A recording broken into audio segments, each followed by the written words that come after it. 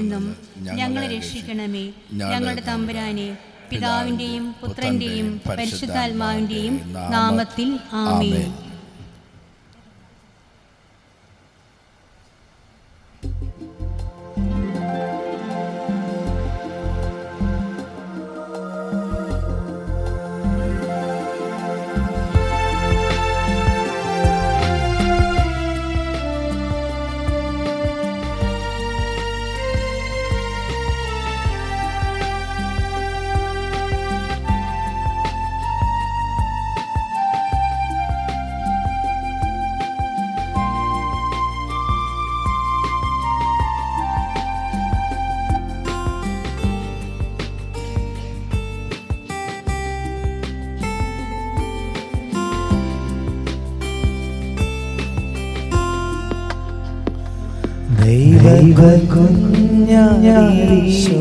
ദൈവകുഞ്ഞാതന്റെ കൈകളിലമ്മ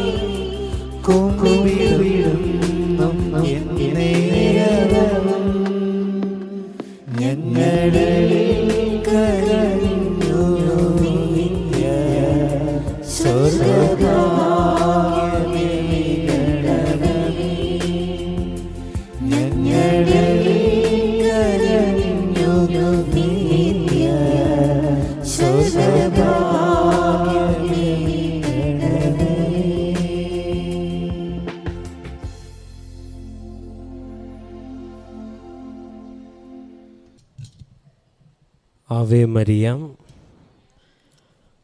പരിശുദ്ധ അമ്മ മരിക്കുന്നവർക്ക് സങ്കേതം എന്നുള്ള വണക്കമാസ ചിന്തയിലാണ് ഇന്ന് വണക്കമാസ വായനകളെല്ലാം ക്രമീകരിക്കപ്പെട്ടിട്ടുള്ളത്. പരിശുദ്ധ മറിയമേ, തമ്പുരാൻ്റെ അമ്മയെ, പാപികളായ ഞങ്ങൾക്ക് വേണ്ടി എപ്പോഴും ഞങ്ങളുടെ മരണസമയത്തും ഞങ്ങൾക്ക് വേണ്ടി അപേക്ഷിക്കണമേ എന്ന് വർഷങ്ങളോളം പ്രാർത്ഥിച്ചതിൻ്റെ ഒരു സഭയുടെ പാരമ്പര്യവും പ്രാർത്ഥനയുടെ പാരമ്പര്യവുമൊക്കെ നമുക്കുള്ളതാണ്. ഈ മരണസമയത്തും നമുക്ക് വേണ്ടി അപേക്ഷിക്കുവാനായിട്ട് പരിശുദ്ധ അമ്മയ്ക്ക് ദൈവപിതാവ് നൽകിയിരിക്കുന്ന ഒരു പ്രിവിലേജ്, അത് വളരെ പ്രധാനപ്പെട്ടതാണ്.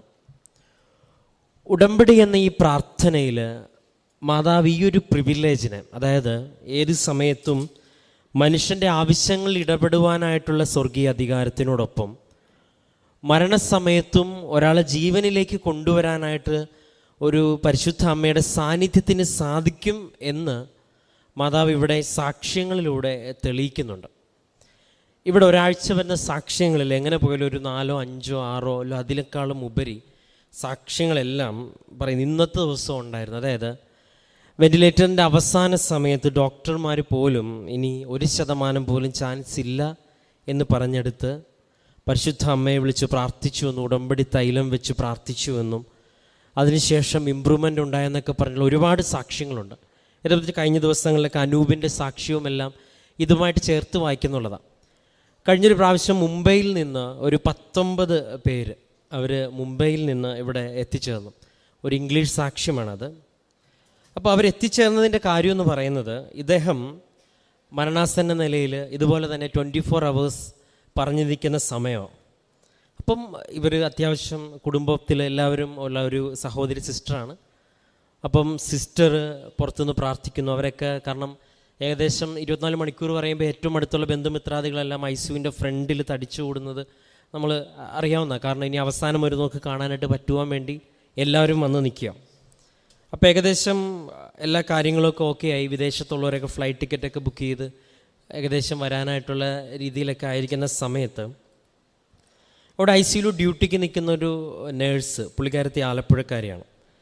അപ്പോൾ പുള്ളിക്കാരത്തി ഇദ്ദേഹത്തിൻ്റെ ഈ ഒരു മരണവെപ്രാളം കണ്ടിട്ട് ഇദ്ദേഹത്തിനോട് ഇംഗ്ലീഷിൽ, കാരണം ബോംബെയിലാണ്, ഇംഗ്ലീഷിൽ പറയും, ഞാനൊരു കാശ് രൂപം കയ്യിൽ തരാം, ചേട്ടന് വിശ്വാസം ഉണ്ടോ ഇല്ലയോ എന്ന് എനിക്കറിയത്തില്ല, പക്ഷേ ചേട്ടൻ ഇത് മുറുക്കെ പിടിച്ച് പ്രാർത്ഥിച്ചാൽ മതി എന്ന് പറഞ്ഞിട്ട് ഇദ്ദേഹത്തിന് ഇത് കൊടുക്കുകയും പുറത്തുള്ള പുള്ളിക്കാരൻ്റെ കന്യാസ്ത്രീ ആയിട്ടുള്ള സിസ്റ്ററിനെ കൊണ്ട് ഇവിടുത്തെ പ്രാർത്ഥനകളൊക്കെ ആരാധന കൂടണം, മാതാവ് ഇങ്ങനെയുള്ള സാഹചര്യത്തിലാണ് മാതാവ് ഇടപെടുന്നത് കൂടുതൽ എന്ന് പറഞ്ഞു കൊടുക്കും. അത്രയും പറയാനുള്ളൊരു ഗ്യാപ്പേ ഉള്ളൂ. അപ്പോൾ അദ്ദേഹത്തിന് പുറത്തിരുന്നവർ ഈ പ്രാർത്ഥനകളൊക്കെ യൂട്യൂബിൽ, നമ്മളെ സംബന്ധിച്ചിടത്തോളം ഈ ഫ്രാൻസിസ് മാർപ്പാപ്പ ഈ നൂതന സാങ്കേതിക വിദ്യകൾ കാലഘട്ടത്തിൻ്റെ അനുഗ്രഹമാണെന്നൊക്കെ പറയുമ്പം ഇങ്ങനെയുള്ള സാഹചര്യങ്ങളിൽ വായിച്ചെടുക്കുമ്പം നമുക്കത് മനസ്സിലാവും. അവരവിടെ നിന്ന് പെട്ടെന്ന് നമ്മുടെ ഒരു ദൈവികമായ അനുഗ്രഹപ്രദാനം നമുക്ക് പെട്ടെന്ന് ഒരാളിലേക്ക് റീച്ച് ചെയ്യാനായിട്ട് ഈ കാലഘട്ടത്തിൽ പ്രാർത്ഥന കൊണ്ട് പറ്റണം. ഓൺലൈനിൽ ഉടമ്പടി എടുക്കണം, അല്ലാത്തൊരു സാക്ഷ്യം നോക്കണം. അപ്പം ഇംഗ്ലീഷിലെ സാക്ഷ്യങ്ങൾ മാത്രം, കാരണം അവർക്ക് ലാംഗ്വേജ് ഇഷ്യൂസ് ഉള്ളതുകൊണ്ട്. അപ്പോൾ അതെല്ലാം, പക്ഷേ മലയാളം അറിയാവുന്നവരുണ്ട്. അപ്പോൾ അതെല്ലാം കേട്ട് ഒരു 2 മണിക്കൂറിന് ശേഷം അവിടുന്ന് പോസിറ്റീവ് റെസ്പോൺസുകളാണ് കേൾക്കുന്നത്.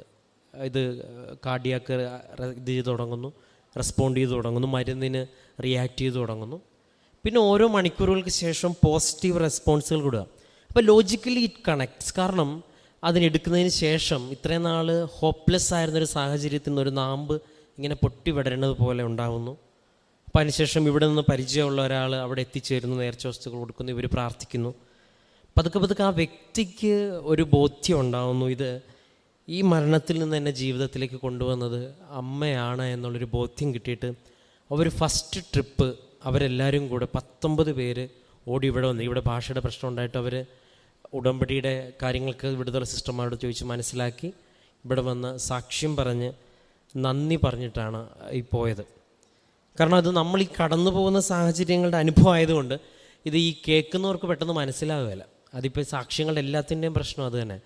നമ്മുടെ ജീവിതത്തിൽ ഇതൊന്നൊന്ന് തോണ്ടുന്നത് വരെ, ഒരു അനുഭവം ഉണ്ടാകുന്നത് വരെ ഇതൊക്കെ ഇങ്ങനെ അപ്രോക്സിമേറ്റായിട്ട് അല്ലെങ്കിൽ ഒരു ഏകദേശം ഇങ്ങനെ കറങ്ങിടിച്ച് നടക്കണ, അല്ലെങ്കിൽ വിശ്വാസമുള്ളവർക്ക് മാത്രം തോന്നുന്ന ഒരു പ്രഹേളിയായിട്ടൊരു ട്രാൻസിലൊക്കെ സംഭവിക്കുന്ന ഓരോ കാര്യങ്ങളായിട്ട് തോന്നത്തുള്ളൂ. ഇന്നത്തെ സാക്ഷ്യത്തിലും ഒരു രസകരമായിട്ട് ഇങ്ങനെ തന്നെയാണ് അവൻ പറയണത്. ഞാൻ ഇവിടെ വരും, പക്ഷെ ഞാൻ കാറ് പാർക്ക് ചെയ്തിട്ട് പാർക്കിംഗ് ഏരിയയിൽ നിന്ന് സിനിമ കാണും, അമ്മ വരുമ്പോൾ തിരിച്ചു കയറി പോകും, എനിക്കിതിൽ വലിയ താല്പര്യമൊന്നും. അപ്പം ഇങ്ങനൊരു ചിന്തയിൽ വന്ന് പിന്നീട് ഉടമ്പടി എടുത്തിട്ട് സാക്ഷ്യം പറയണം. അപ്പം ഈ മരണസമയത്ത് ഈ മാതാവ് ഒരുപാട് പേരെ ഈ അൾത്താരിൽ കയറ്റി നിർത്തിയിട്ടുണ്ട്. നിങ്ങൾ ശ്രദ്ധിക്കുമ്പോൾ മതി, ഒരുപാട് പേരെ ഇവിടെ ആൾക്കാരെന്ത് സാക്ഷ്യം പറയാൻ ഇടവരുത്തിയിട്ടുണ്ട്. കാരണം ഈ ഒരു ഉടമ്പടിയിൽ നമ്മുടെ പ്രാർത്ഥനയിൽ നമുക്കറിയാം മാതാവിന് പെർമിഷൻ ഉണ്ട്, മാതാവിന് സ്വർഗം തന്നെ ഇങ്ങനെ ഒരു അധികാരം നൽകിയിട്ടുണ്ട്. പക്ഷേ ഇതിനെ അഡ്രസ്സ് ചെയ്ത് നമ്മൾ പ്രാർത്ഥിക്കാനായിട്ട് തുടങ്ങിയത് ഈ ഉടമ്പടിയുടെ വരവിന് ശേഷമായതുകൊണ്ടാണ്. അതാണ് ഞാൻ പറയാൻ ആഗ്രഹിക്കുന്ന ഒരു കാര്യം. ഇപ്പോൾ ഉദാഹരണം പെട്ടെന്ന് മനസ്സിലാവണമെങ്കിൽ, നല്ല ട്രെയിൻഡ് ആയിട്ടുള്ളൊരു പട്ടാളക്കാരൻ, നല്ല എക്യുപ്ഡ് ആയിട്ടൊരു പട്ടാളക്കാരൻ, എല്ലാ രീതിയിലും ഏത് ട്രെയിനിങ്ങും ഏത് സാഹചര്യത്തിലും നിൽക്കാൻ പറ്റിയൊരു പട്ടാളക്കാരൻ ഒരു യുദ്ധസമയത്ത് വീട്ടിൽ കുത്തിയിരുന്ന് എന്നാൽ നിങ്ങൾ വീട്ടിലിരുന്നാൽ മതി എന്ന് തൻ്റെ ജീവിത പങ്കാളിയുടെ വാക്ക് കേട്ട്, അല്ലെങ്കിൽ ജീവിത പങ്കാളി പറയുകയാണെങ്കിൽ താങ്കൾ ഇവിടെ ഇരുന്നാൽ മതി, ഞാൻ ഇവിടെ ആവശ്യമുള്ളതെല്ലാം ക്രമീകരിച്ച് തരാം, താങ്കൾ ഇവിടെ കൊച്ചുങ്ങളുടെ കാര്യമൊക്കെ നോക്കി ഇരുന്നാൽ മതി എന്ന് ഒരു വ്യക്തി പറയുമ്പോൾ നമുക്കൊരിതുണ്ടല്ലോ. കാരണം അദ്ദേഹത്തിന് അക്വയർ ചെയ്തിരിക്കുന്ന അറിവും അദ്ദേഹം അക്വയർ ചെയ്തിരിക്കുന്ന കഴിവും ശക്തിയുമെല്ലാം ഈ ഒരു വീട്ടിലിരുന്ന് കൊച്ചിനെ നോക്കാനും അല്ലെങ്കിൽ വീട്ടിലെ കാര്യങ്ങൾ മാത്രം ചെയ്ത് മുന്നോട്ട് പോകാനുള്ളതല്ല, അതിനേക്കാളും മുകളിലായിട്ടുള്ള വലിയ കാര്യങ്ങൾ ചെയ്യാനായിട്ടുള്ള ഒരു സാഹസികതയും വലിയ കാര്യങ്ങൾ ചെയ്യാനായിട്ടുള്ള ട്രെയിനിങ്ങും അതിനുള്ള പെർമിഷനും ഒക്കെ ഉള്ള ആളാണ്.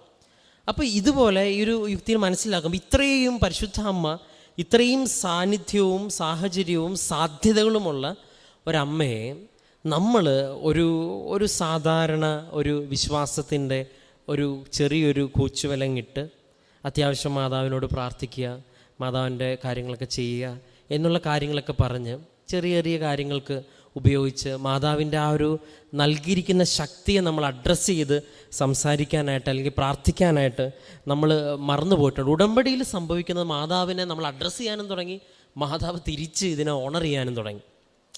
നമ്മൾ പ്രാർത്ഥിക്കുന്നതിനോടൊപ്പം നമ്മൾ മാതാവിനെ വിളിച്ച് പ്രാർത്ഥിക്കുന്നു, ആ പ്രാർത്ഥനയ്ക്ക് ഉടൻ തന്നെ മാതാവ് ഓണർ. അതുകൊണ്ടാണ് ഈ ഓൺലൈനിലും ലൈറ്റൊക്കെ ഇതിൻ്റെ വാതുക്കെ വന്ന് പ്രാർത്ഥിച്ചെന്നും പറഞ്ഞ് അനുഭവങ്ങൾ കിട്ടിയെന്നൊക്കെ പറഞ്ഞ് വരുന്നവർ, മാതാവ് അത്രത്തോളം തൻ്റെ പ്രത്യക്ഷീകരണത്തെയും തൻ്റെ ഈ ഒരു സ്വർഗീയ അധികാരത്തെ ഓണർ ചെയ്യാനായിട്ട് ഞാൻ തയ്യാറാണ് എന്ന് മാതാവ് പ്രഖ്യാപിക്കുന്നതാണ് ഇവിടെ ഈ പറയുന്ന സാക്ഷ്യങ്ങളും, അല്ലാതെ ഇവിടെ വന്ന് ആളുകൾ പറയുന്ന സാക്ഷ്യങ്ങളും ഈ പ്രഖ്യാപനത്തെയാണ് കാണിക്കുന്നത്. അപ്പം നമ്മളൊരു വ്യക്തിയുടെ ഒരു അനന്ത സാധ്യതകളുണ്ടല്ലോ. ഒരു വ്യക്തി ഓണർ ചെയ്യപ്പെടുന്നത്, ആ വ്യക്തി ഒരു കുടുംബത്തിലെ ഗൃഹനാഥനായിരിക്കുമ്പോൾ തന്നെ ആ വ്യക്തി ഒരു പക്ഷേ ഒരു സ്കൂളിൽ അധ്യാപകനായിരിക്കും, അല്ലെങ്കിൽ ഒരു മുഖ്യ അധ്യാപകനായിരിക്കും, ആ വ്യക്തി ഒരു രാജ്യത്തിലെ സിറ്റിസൺ ആയിരിക്കും, ഒരു സഹോദരനായിരിക്കും. അപ്പോൾ ഇങ്ങനെ ഒരുപാട് റോളുകൾ ഒരു വ്യക്തി കൈകാര്യം ചെയ്യുന്നത് പോലെ പരിശുദ്ധ അമ്മയ്ക്ക് നൽകപ്പെട്ടിരിക്കുന്ന ഒരു വലിയൊരു സ്വർഗീയ അധികാരമാണ് ഈ മരണസമയത്ത് നമുക്ക് കൂട്ടു നിൽക്കുക എന്ന് പറയുന്ന അധികാരം. അല്ലെങ്കിൽ നമ്മളെ ജീവിതത്തിലേക്ക് അത് രണ്ട് ചാൻസാണ്. ഒന്ന്, ഒരു ഭൗമികമായ ജീവിതത്തിലേക്ക് തിരികെ കൊണ്ടുവരാം, അല്ലെങ്കിൽ സ്വർഗോന്മുഖമായ ജീവിതത്തിൽ നമുക്ക് കൂട്ടുവരാം. അതിന് രണ്ടിനും നമുക്ക് ഇവിടെ അനുഭവങ്ങളുണ്ട്. അത് പ്രത്യേകിച്ച് മറ്റൊരു സാക്ഷ്യത്തിൻ്റെ ഓർമ്മ ഇങ്ങനെയാണ്. അദ്ദേഹം ആ ഒരു വ്യക്തി ദുബായിലാണ്. അപ്പം അമ്മയുടെ വേർപാട് ഒരിക്കലും സഹിക്കാൻ പറ്റാത്ത മകളാണ്. അതായത് അത്ര അറ്റാച്ച്മെൻറ്റ്, അഫെക്ഷനേറ്റ് ആയിട്ടുള്ളൊരു മകൾ. അപ്പം അമ്മയുടെ ഏകദേശം ഒരു അവസാന സമയമായപ്പോൾ അവിടുന്ന് ഫ്ലൈറ്റ് കയറി വരുന്നതിന് തൊട്ട് മുമ്പ് പുള്ളിക്കാരത്തി ഇങ്ങനെ സ്വാഭാവികമായിട്ടും മരിക്കാറായി എന്ന് കേട്ടപ്പോൾ പ്രാർത്ഥന കൂടുമല്ലോ സ്വാഭാവികമായിട്ടും. അപ്പോൾ പ്രാർത്ഥന കൂടി ഉടമ്പടി എടുത്ത് പ്രാർത്ഥിക്കുമ്പം ആ മകൾക്ക് അമ്മ രാത്രി കാണിക്കുന്ന സ്വപ്നം എന്ന് പറയണത്, മാതാവ് ഇങ്ങനെ ഇദ്ദേഹത്തിൻ്റെ അപ്പച്ചനെ എടുത്തിങ്ങനെ സ്വർഗത്തിലേക്ക് കൊണ്ടുപോകുന്ന, അല്ലെ അദ്ദേഹത്തിൻ്റെ അമ്മച്ചിയെ എടുത്ത് സ്വർഗത്തിലേക്ക് കൊണ്ടുപോകുന്ന ഒരു സ്വപ്നമാണ് കാണിക്കുന്നത്.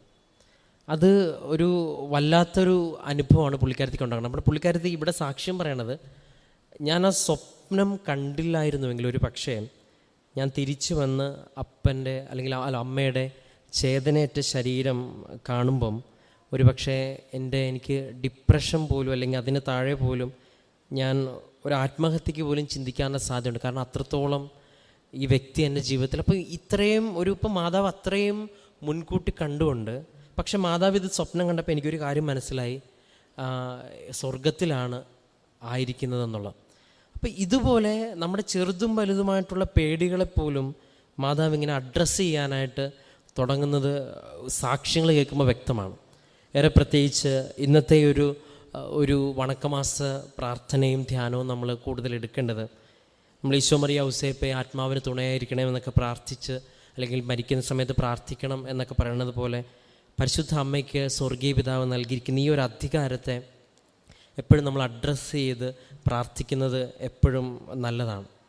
നമ്മൾ ചോദിക്കുവൻ നിങ്ങൾക്ക് നൽകപ്പെടും, മത്തായി 7:7 പറയണത്.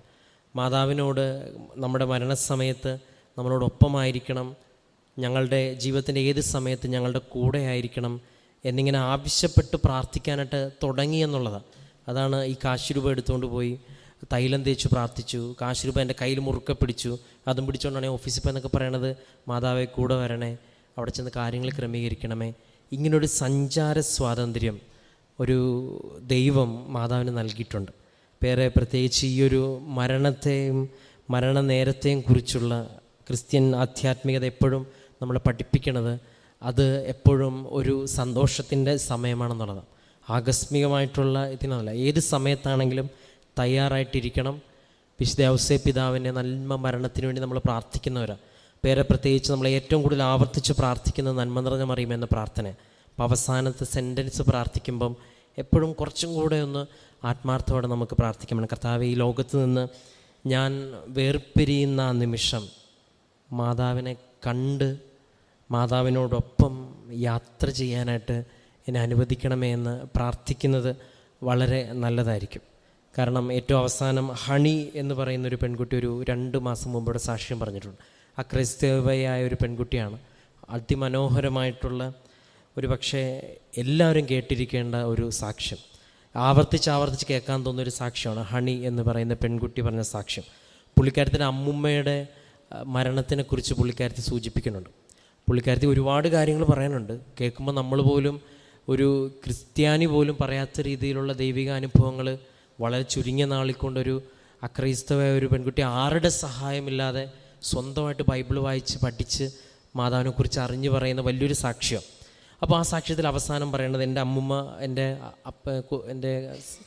ഹസ്ബൻഡിൻ്റെ അമ്മയാണെന്ന് തോന്നുന്നു. അമ്മുമ്മ മരണശാസന നിലയിൽ നിൽക്കുന്ന സമയത്ത് ഞാൻ ഇവിടെ നിന്ന് കൊടുത്ത് വെഞ്ചരിച്ച ഉടമ്പടിയുടെ വസ്തുക്കൾ കൊണ്ട് അമ്മയെ ആലേപനം ചെയ്തുവെന്നും അത് കൊടുത്തു എന്ന് പറയാം. എന്നിട്ട് പുള്ളിക്കാരത്തി പറഞ്ഞു, അപ്പോൾ ചുറ്റും കൂടി നിൽക്കുവാണല്ലോ. അപ്പോൾ ചുറ്റും കൂടി നിന്നപ്പം ആ മാതാവേ എന്ന് വിളിച്ച് ഈ അമ്മ പ്രാർത്ഥിച്ച് മരിച്ചുപോയി എന്നുള്ളതാണ് സാക്ഷ്യം. അതായത് പരിശുദ്ധ അമ്മയുടെ നേർച്ച വസ്തുക്കളിലൂടെ മാതാവിൻ്റെ സാന്നിധ്യം ആ ജീവിതത്തിൽ കടന്നു വന്നു എന്നുള്ളത് ഒരു പോയിൻ്റ്. രണ്ടാമത്തേത്, മരണസമയത്ത് അക്രൈസ്തവരായ ഒരാൾ തൻ്റെ ജീവിതത്തിൽ പരിശുദ്ധ അമ്മയെ കണ്ടുകൊണ്ട് മരിക്കാനായിട്ട് സാധിക്കുന്നു എന്ന് പറയണത് ഏറ്റവും പ്രധാനപ്പെട്ടതാണ്. ഈ ഒരു അധികാരം, ഈ ഒരു കാര്യം എപ്പോഴും നമ്മുടെ പ്രാർത്ഥനയിൽ ഉണ്ടായിരിക്കണമെന്ന് അമ്മ ആഗ്രഹിക്കുന്നുണ്ട്. കാരണം അമ്മയ്ക്ക് കൊടുത്തിരിക്കുന്ന സ്വർഗീയമായ അധികാരം എന്ന് പറയുന്നത് ചെറുതല്ല. അത് ഏറെ പ്രത്യേകിച്ചും ജീവിതത്തിൻ്റെ ഏത് സാഹചര്യത്തിലും മാതാവ് സഞ്ചരിച്ചെത്താൻ, ഏത് അപകട സമയത്തും ഏത് ക്രിട്ടിക്കലായിട്ടുള്ള സമയത്തും മാതാവിന് ചെന്നെത്തി നമ്മളെ കൈക്ക് പിടിച്ച് കൊണ്ടുപോകാനോ തിരികെ ജീവിതത്തിലേക്ക്, ഈ ലോക ജീവിതത്തിലേക്കും നിത്യജീവിതത്തിലേക്കും കൊണ്ടുപോകാനായിട്ടുള്ളൊരു അധികാരം ദൈവം അമ്മയ്ക്ക് നൽകിയിട്ടുണ്ട് എന്നുള്ള ഒരു കാര്യം ഈ ഒരു വണക്കമാസ ചിന്തയിൽ ഓർത്തിരിക്കട്ടെ. അപ്പം പരിശുദ്ധ അമ്മയോടുള്ള പ്രാർത്ഥനയിൽ എപ്പോഴും നമുക്കും നമ്മുടെ മരണസമയം അതറിയില്ലല്ലോ, ആകസ്മികമായിട്ട് ദൈവം നിശ്ചയിക്കുന്ന ആ സമയത്ത് പരിശുദ്ധ അമ്മയെ കണ്ടുകൊണ്ട് ഒരു യാത്രയായിട്ട്, അമ്മയോടൊപ്പം യാത്രയായിട്ട് സ്വർഗത്തിലേക്ക് എടുക്കപ്പെടുവാൻ പരിശുദ്ധ അമ്മ നമ്മളെ സഹായിക്കണമേ എന്ന് ഉടമ്പടിയിൽ പ്രാർത്ഥിക്കാനായിട്ട് നമുക്ക് സാധിക്കണം. നമുക്കൊരു നിമിഷം എല്ലാവർക്കും കണ്ണുകളടയ്ക്കാം. കണ്ണുകളടച്ച് ഏറെ പ്രത്യേകിച്ച് സഞ്ചാരി മാതാവെന്നാണ് അമ്മയെ വിളിക്കുന്നത്. നമ്മുടെ ലോകത്തിൻ്റെ ഏത് സാഹചര്യത്തിലും നമ്മളോടൊപ്പം ഏത് സമയത്തും സഞ്ചരിച്ചെത്തുന്ന പരിശുദ്ധ അമ്മയുടെ സാന്നിധ്യത്തോട് പരിശുദ്ധ അമ്മയോട് നമുക്ക് പ്രാർത്ഥിക്കാം. എൻ്റെ അമ്മേ, ഞങ്ങളുടെ ജീവിതത്തിലെ ഏറ്റവും പ്രധാനപ്പെട്ട ഞങ്ങളുടെ മരണസമയത്തും അമ്മയെ കണ്ടുകൊണ്ട്, അമ്മയുടെ കരം പിടിച്ചുകൊണ്ട് ഈ ലോക ജീവിതയാത്രയിലും വരും ലോക ജീവിതയാത്രയിലും ഞങ്ങൾ ഈ യാത്ര തുടരുവാനുള്ള വലിയ സ്വർഗീയമായ ഭാഗ്യം ഞങ്ങൾക്ക് നൽകണമേ.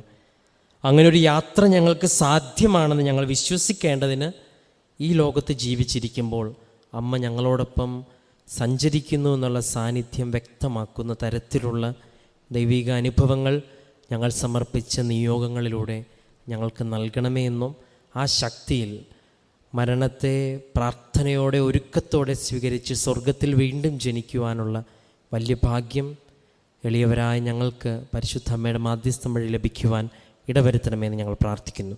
കർത്താവായ ക്രിസ്തു വഴി ഞങ്ങൾ സമർപ്പിക്കുന്ന ഈ പ്രാർത്ഥന കേട്ടരുളയണമേ.